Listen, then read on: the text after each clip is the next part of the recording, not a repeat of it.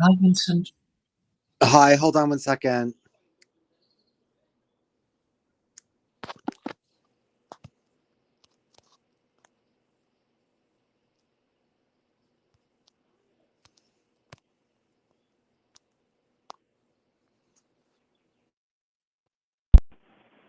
Hello? Hi. Can you hear me? Yes. Oh, now it's weird on my end. I can hear you, but it's weird. Well, I have no sound No, now it's issue. better. It's better now. It's better.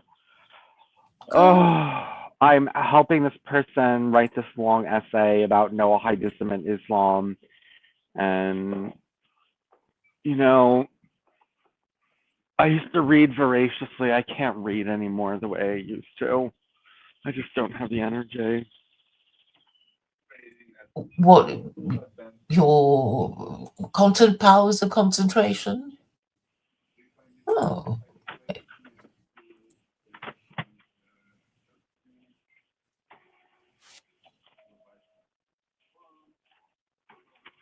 is it nearly finished? Your essay? His essay? Whatever. No, I have not finished it. Well, with AI, it shouldn't be too hard, should it? Well, yeah, but you have to feed the AI and you have to organize it all so that it, does it all correctly. What's the title of the essay?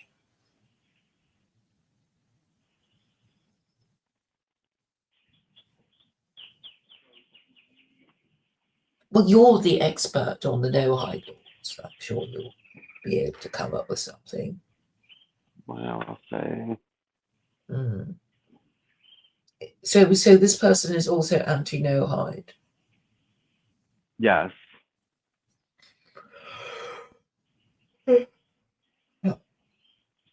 Is this person atheist or pagan or? No, they're Christian. They're Christian, which it's so hard to have to work with Christians because I'm anti-Christian and well, but I just want to disappear. I don't care anymore. I don't have any political allies. I don't agree with anyone. It's like I don't even know who I'm fighting for, and there's no one like me on this planet. So I don't even, I don't give a shit. Well, I mean, we could just fight it out between the two of us, and then if I win, you agree with that, we can what's the word? Have the same message. I mean, don't you think it's sort of important now as um, I don't know that the sort of signs of World War III breaking out with all the things that are happening? Mm. Do you sense that, or not particularly? But I think something's about to happen because there's unrest everywhere. You saw these riots in France. Well, I suppose there's always riots in the summer, right? This is kind of a summer thing. Riots and revolutions, they tend to happen in the summer.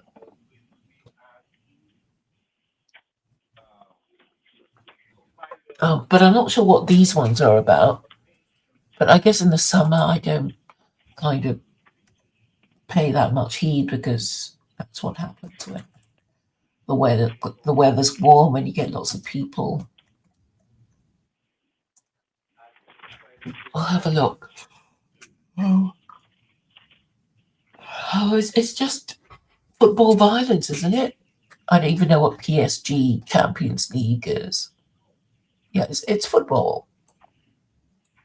Yeah. So it's not even political. But two dead and hundreds of arrests. But what about, all the stuff happening?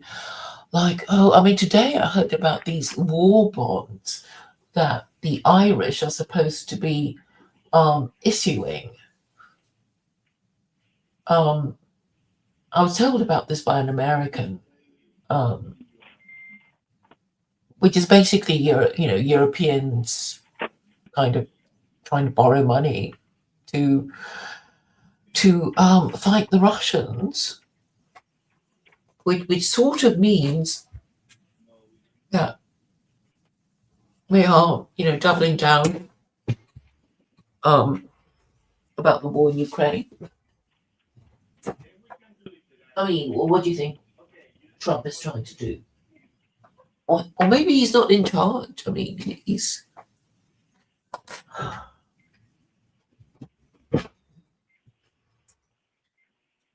But I'm surprised that people are not really even paying much attention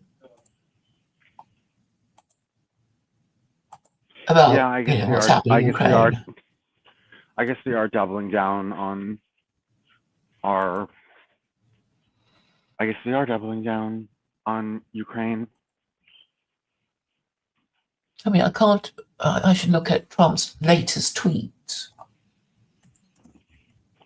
I mean, it's always like that. They, all these presidents, they promise to end, whatever war is going on, and then and people elect them thinking that they're going to end whatever war it is, and it just gets worse.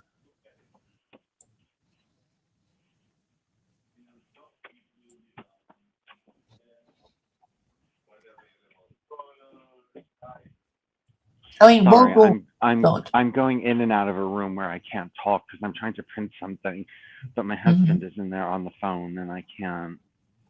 Mm-hmm.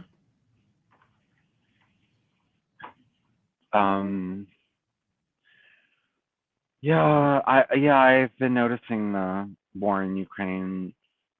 Well, what happened? They supposedly struck. The Ukrainians somehow managed to get into Russian territory and blew up some stuff, some air bases or something. Something like that. Some airplanes, some of their fighter jets. Mm. So I don't see. Okay, I'm looking at Trump's timeline, and it's like it's not even news. So the last, his last tweet was about Boulder, Colorado, which is, I guess, these anti-American radicals. I guess he's talking about the attack on Israelis or something, and that's it. Nobody seems, and before that, Memorial Day, which is a while back. Maybe Truth Social has more of it, but I think all wars tend to start in summer. And Viktor Orban tried to say something about, saying he didn't want it, and the EU are talking about kicking him out of the EU or withholding funding from him or whatever. So this is what the EU? Hungary. Oh, because what are they doing? They're Well, not complying. They want war, and he's saying, let's be nice to the Russians. And that obviously upsets Europeans because he's off message. Yeah. But what's interesting is people sort of on the one hand know what's going on the other hand, don't seem to be putting two and two together. But would I prefer, panic buying, or stuff? I guess not. But people don't seem to be, reacting appropriately. Hmm. And I guess, it's always the stupid Europeans who's gonna, every time there's a war in Europe, it leads to a world war. But they don't seem too bothered about it. Yeah, I think Trump's trying to avert it and is angry that Ukraine struck.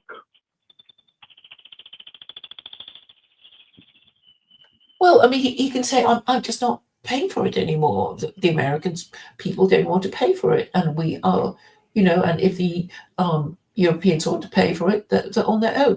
Why can't he just say that? And then the Europeans will go, well, we haven't really got the money. Nobody wants it. Our people hate us, and they'll certainly not fight in any war. So I don't know. I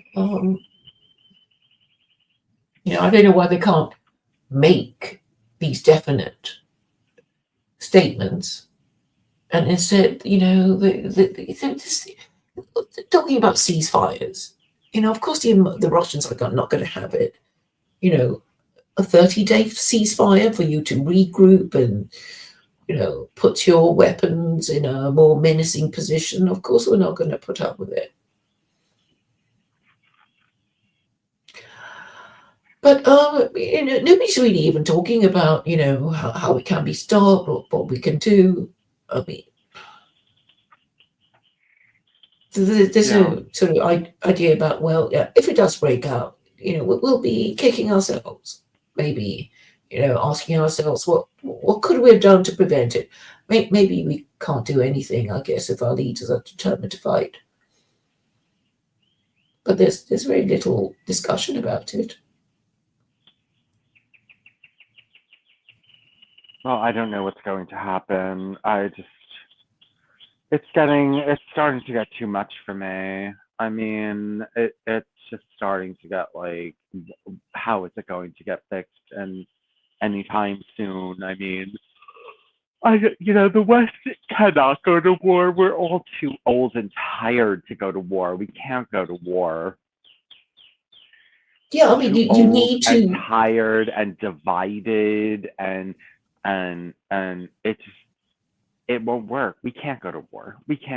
We would just, nobody's going to go fight a foreign war. They can't get people to join the military anymore.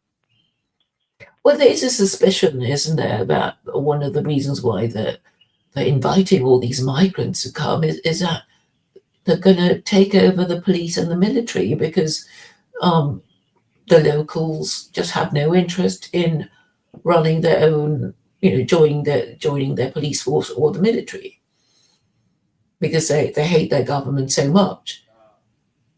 But if they kind of allow foreign men who've been promised citizenship, then they'll get the manpower to oppress their own people using foreigners and fight stupid wars. Yeah, but I don't think these foreigners are going to do it the way they want, and they're going to have their own agenda. They're going to have their own fucking agenda. These people just really fucked us over. I'm so disgusted in what my ancestors have created. I'm not impressed. I don't like it. There's nothing here to defend. There's nothing here to like. I just feel like everyone in the West is a piece of shit. And that's happening to a lot of people. They're like, who am I even fighting for? Who's even worth it? I hardly come across any white person that I feel is worth my time. Not that other races are, but it's not like, ooh, I'm, so happy to be around other white people because they're so like much better. And they're really not. I mean, they're different, but I'm not impressed. Yeah, we need to at least admire our leaders before we'll think of doing anything for them. But I mean, I guess today I've been talking to people about narratives, and the narrative is that, why are we so divided? And why can't we organize so much as a piss up in a brewery? And it's because we lack even the desire to have a leader that we want to follow. I mean that seems to be it. There's not even a desire to follow a leader. And you said, some time ago that even if Hitler reappeared or somebody like him, nobody would follow him anyway because they're just so too weak and lazy. and they laugh at him for being a tryhard. Yes, this trying hard. You know what I mean? There's this saying now, effort post, and I don't know if effort post mean it takes effort to read it or it took effort to write it, but either way it's considered like verboten. Nothing challenging to read or write, and definitely don't write a book, definitely don't start a blog. Just like shout 1-2 sentences on Twitter all day. You know what I mean? Like, just bellicose, trite cliches. Don't do more than that. Yeah. And then So because you won't be popular. If you write long essays, or if you are a serious-minded person that's taking things very seriously, like Hitler did, no, you wouldn't get anywhere. You wouldn't get anywhere. Nobody would want you. Yeah, because what the speeches in World War II, and with Churchill about blood, sweat, and tears. I've nothing to offer you, but blood, and this would be just and we don't want any of it. But maybe the British actually didn't have a choice anyway, and they must have been so fed up with war even then, because they'd just come out of one, not that long ago in 1918, and in 1939, entering another war. But I think a lot of it is to do with a narrative. I'm sure there were lots of British people who didn't want to go into another war, but they just heard, well, what could they have done? Did they want to even go into war in the first place? I mean, in 1914, I'm sure they did. Or okay, maybe there were a few people who thought they could win because they just got their, dreadnoughts, which is only a battleship, and it wasn't really, a sea battle. And there was something called jingoism, which meant, there were all these warmongering, battle hungry Britons, but I'm sure they didn't represent the majority, but of course that the media would somehow, concentrate on that, and ultimately, all the people who didn't want the war are all dead and gone now, and even if they said no, their letters to the Times wouldn't be published, and even if they somehow wrote in their own diaries how much they hated the idea of another war, well, it's not part of the narrative. I mean, what we know in Second World War, I think Jehovah's Witnesses, I guess they're the same. We're not joining the armed forces. We're going to be conscientious objectors or something like that.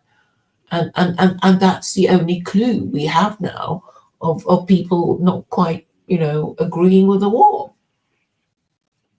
But their voices are swept aside and forgotten. And all the, anti-war people on Twitter, on any other social media, they will, be ignored and forgotten about.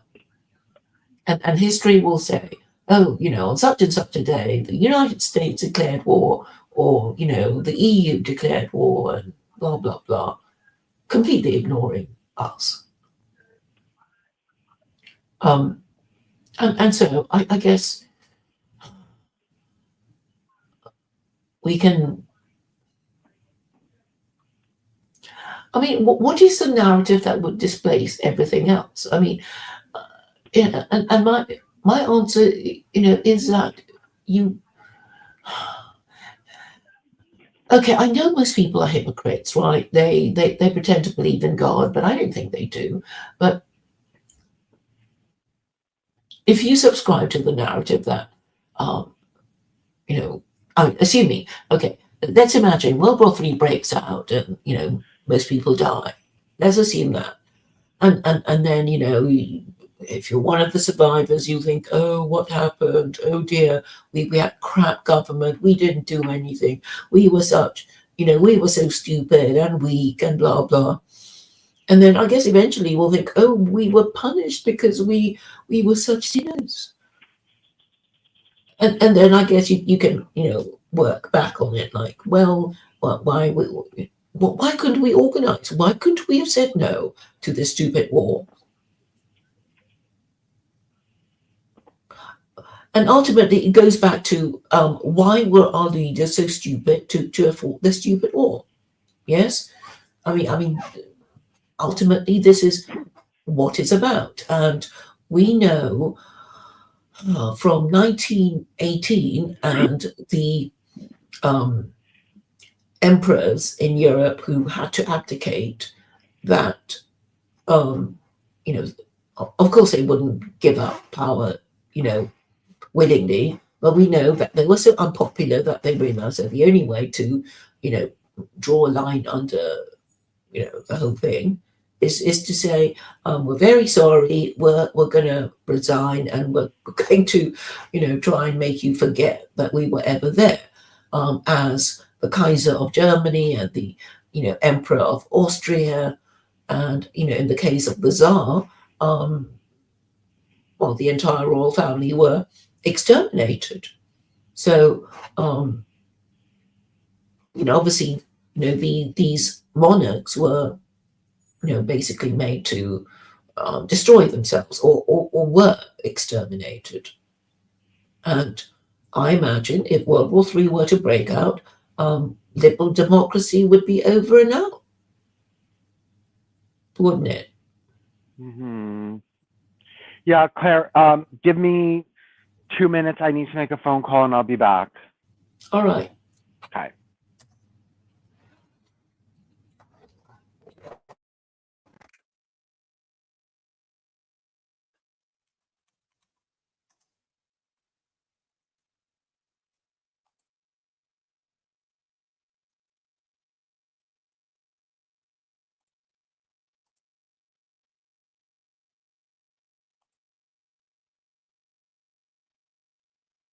What's the title of this stream? I should title it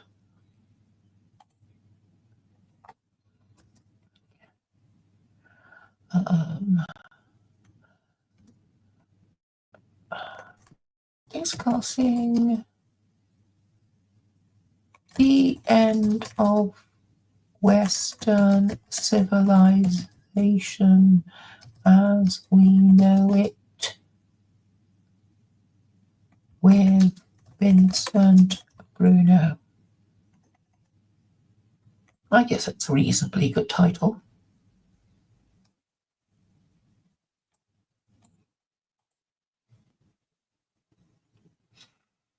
And then I can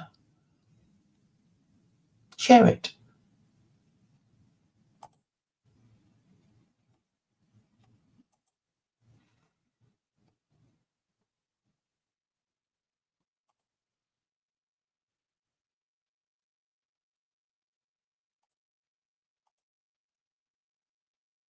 Three people watching now.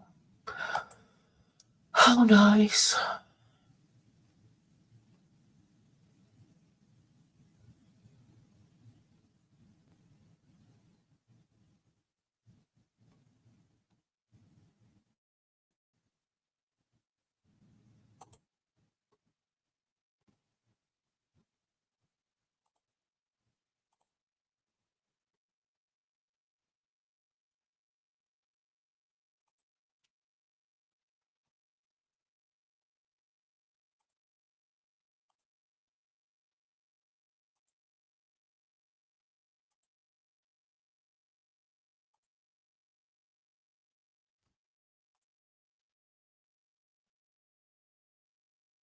Well, if you're going to be watching, post something.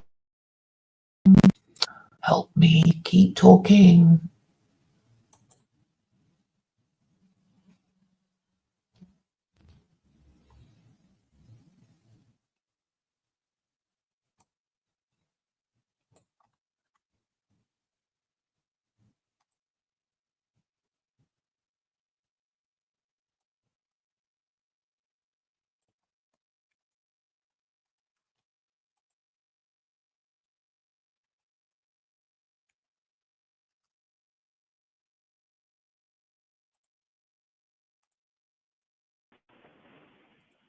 Hello, Claire. Hello. Hi. I'm sorry. I have to go. I have a little thing. I have to go pick something up, and then I have to eat. I know we've only been on for 25 minutes, and I asked you to start it, but I'm not able to stay. I'm sorry. Alrighty. All right. I'll talk to you soon. Okay. All right. Bye.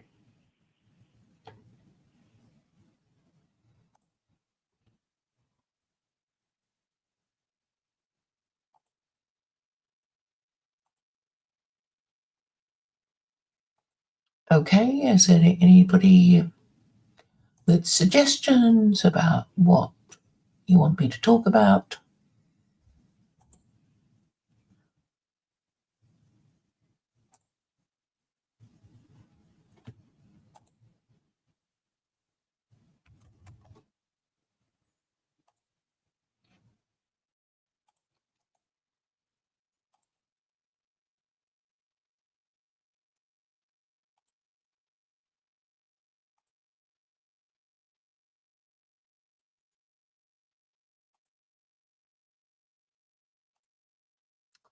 Okay.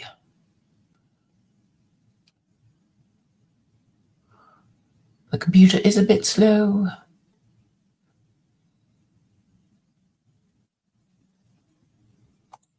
But I'll carry on for a bit if anybody. Okay, I'm going to close down a few windows in the hope that it will go a bit faster. So Brown's White, welcome, welcome. Um,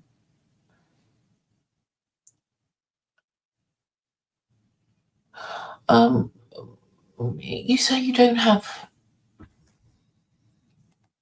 You've only been here a few times, but you can, you know, say what's on your mind. Maybe I may have something of interest to say. If there's anything on your mind you want discussed. I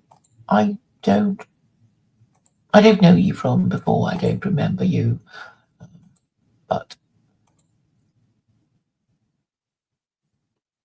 this is a bit boring, isn't it? You don't have anything that's on your mind. So Vincent basically didn't really have anything to say either.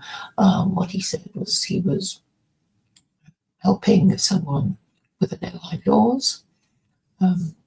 What have the no-hide laws to do with foreign policy? I would argue that no-hide laws, used properly, would end in Sharia, because Islam should be classified as a no-hide religion, but nobody is forcing the hands of the rabbis to do that.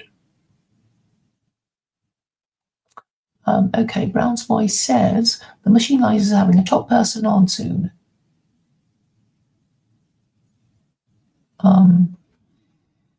It's a sleep specialist. Okay, I will. Well, let me know. I'm subscribed to you anyway. I'm a sleep specialist. How is that?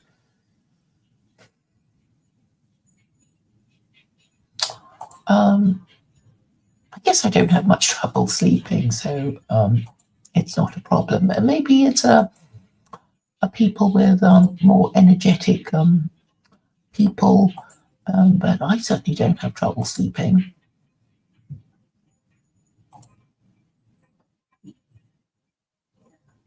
He's also a biologist.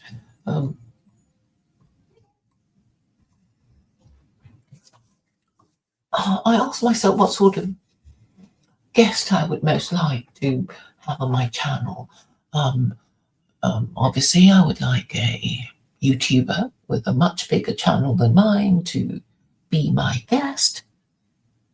And I suppose that such a person would ideally, without mentioning names, be somebody who disagrees with me. I wish people who disagree with each other would have proper debates with each other so that these disagreements reach the most skilled level. So, let's just divide people up into, people who disagree with each other. I mean, the most obvious thing would be, people are talking about Zionism, therefore they're talking about Jews, and then there would be, that'd be Jews and anti-Semites, Islamophobes and Muslims, so feminists and anti-feminists, Democrats and people who, well, I guess Democrats and theocrats. What I hope for is that, these people who are directly oppositional to each other should just have these debates, and then these debates should be judged on, obviously a winner declared, and that is what I hope will happen, in the hope that people will be able to follow the argument and, hopefully change their minds, when the facts change. And I think it would be good if people would just pair themselves up. And I think these days, you can go on any social media platform and you just type in your search words, and then immediately you will come up with a whole bunch of people and a whole bunch of, channels and influencers who deal with your political preference. So basically, for any subject, there will be, people who are against, like Zionism. So you'd have people who are Zionists, and there would be anti-Zionists, and for every subject, it's kind of built in. The logic of it is built in. For any subject, there will be people for, and people against.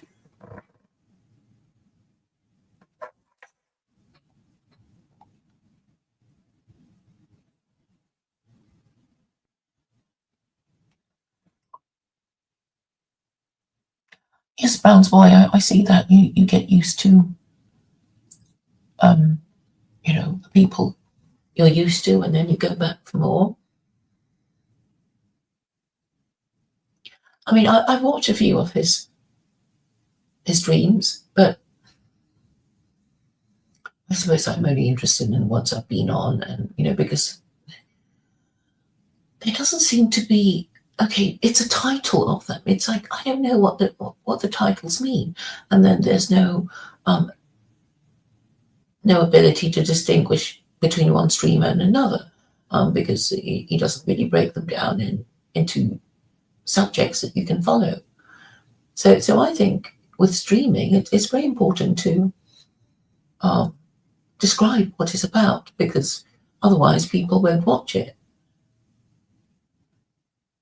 I mean, I tried to do that. I mean, obviously, I'll have to change the title of this one, which will, I guess, be what I hope for in the way of preventing the end of Western civilization, and how people who have a view on any political issue should organize themselves. And so if they do that, then they join, their particular group, and then they can find who is the best debater on their subject, and follow these debates, and then maybe we can have something that approaches, common sense principles of, who wins and who loses in these debates.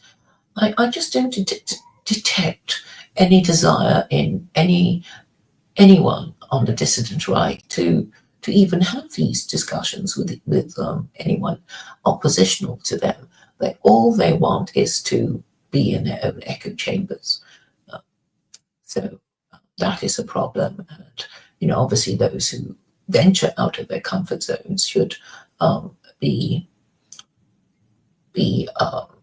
praised and lionized.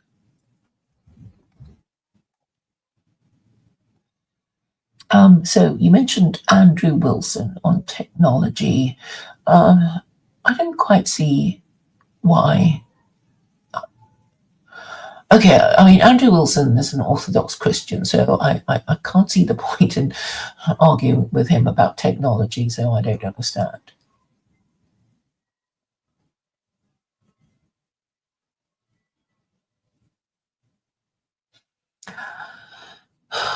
So you're talking about Nick Fuentes having fake debates. What do you mean about fake debates? They don't really disagree with each other, or they have stupid titles that don't decide anything. Obviously, titles should be saying, is X, Y, is something the case or not? Should something be done or not? It's something that makes sense, about what the discussion is about, not, Islam v Christianity, which is really so stupid. The use of technology isn't optional, was the premise. Okay, I don't really understand. Obviously, we should use technology for, what we need to accomplish. But how about deciding whether something should be done or not, or whether something can be done or not? So I think science and technology is about asking ourselves whether something is or isn't the case, whether something can or can't be done, whether the technology exists to do whatever it is that we want done. And on the question of morality and philosophy, then it would be, should something be done or not? And therefore discussions should be divided in this logical way. I hope I'm making sense. Probably nobody really understands, but just to say what I hope for, which is that disagreements will be handled more rationally, and the titles, these propositions should be, properly drafted. Like, is X the case or not? Can X be done or not? And then, thirdly, should X be done or not? Thank you, Brown's boy, for saying I make sense. I think I'll quit while I'm ahead. Thank you for saying I made sense, and thank you for coming by.